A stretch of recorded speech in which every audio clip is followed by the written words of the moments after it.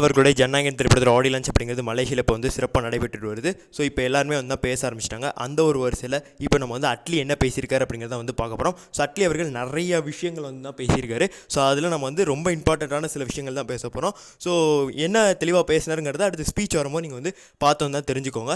So இப்போ வந்து first வந்து என்ன சொல்லியிருக்காரு அப்படின்னா, விஜய் அவர்கள் எனக்கு ரொம்பவுமே வந்துட்டு ஒரு இம்பார்ட்டண்ட்டான ஒரு மனுஷன். நான் அசிஸ்டன்ட் டேரக்டராக இருக்கும்போது கூட யாருமே என்னை வந்து நம்பலை. ஆனால் அவர் என்னோட ஹார்ட் ஒர்க் எல்லாமே புரிஞ்சுக்கிட்டு ஸோ உன்ட்ட ஏதாவது கதை இருந்தால் என்கிட்ட வந்து சொல்லு இந்த மணிக்கு வந்து சொன்னார். அது எனக்கு ரொம்பவுமே வந்து மோட்டிவேஷனாக இருந்தது இந்த மணிக்கு சொல்லியிருக்காரு. ஸோ அந்நேரம் விஜய் அவர்கள் 50 படம் நடித்து ஸோ ஒரு பீக் ஆக்டராக தான் இருந்தார். ஸோ எந்த ஒரு பெரிய ஆக்டரும் எனக்கு இந்த மணிக்கு ஆப்பர்ச்சுனிட்டி கொடுக்கல, எனக்கு இவர் தான் வந்து கொடுத்துருக்காரு. நம்ம வாழ்க்கையில் 3 விதமான மனிதர்கள் இருப்பாங்க. ஒருத்தங்க அதை ஒரு ட்ரீயை வச்சு சொல்கிறாரு, ஒருத்தங்க வந்துட்டு இளமாணிக்கு, ஒருத்தங்க வந்து கிளமாணிக்கு. ஆனால் ஒரு சிலர் தான் நமக்கு ரூட் மாணிக்கு இருப்பாங்க. நம்மளோட எல்லா வெற்றிக்கும் வந்து அவங்க தான் காரணம் போங்க. அந்த மணிக்கு என்னோட வாழ்க்கையில் எல்லா வெற்றிக்கும் காரணம் ஒரே ஆள் விஜய் தான். அந்த மணிக்கு வந்து அண்ணன் வந்து சொல்லியிருந்தார். அவர் வந்து கை கொடுத்துருந்தாரு. அதே மணிக்கு என்னோட வெற்றிக்குன்னு இல்லை, நெல்சன், லோகேஷ் கனகராஜ் இவங்க எல்லாரோட வெற்றிக்கும் இவர் தான் வந்து காரணமாக இருந்தார். அந்த மணிக்கு வந்து சொல்லியிருந்தார். இன்னும் நிறைய விஷயங்கள் எமோஷனலாக வந்து தான் பேசியிருந்தாப்புல. ஸோ அதில் ரொம்ப இம்பார்ட்டண்ட்டான விஷயம் இந்த 2 தான். ஸோ அதனால தான் நான் வந்து இந்த வந்து சொல்லியிருந்தேன். ஸோ இது கடைசி படம் அப்படிங்கிறது எனக்கு ரொம்ப வருத்தமாக இருக்குது.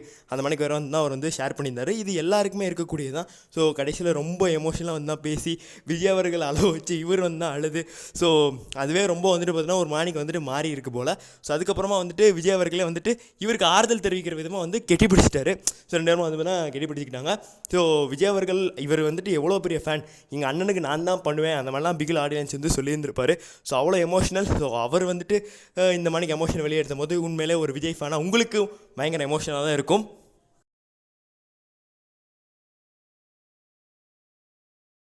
அடுத்து வந்து ராயப்பன் கேரக்டர் லாஸ்ட் டைம் நடிச்சிருந்தாரு. ஸோ எல்லாமே லாஸ்ட் டைம் நடிச்சிருந்தாரு. இப்போ ஜனநாயகன் கடைசி லாஸ்ட்டாகவே இருக்க போதுன்னு நினைக்கும் போது வருத்தமாக இருக்குது. அந்த மணிக்கு வந்து தான் சொல்லி வந்து முடிச்சார். இது எல்லாருக்கும் இல்லை, அவருக்குன்னு இல்லை.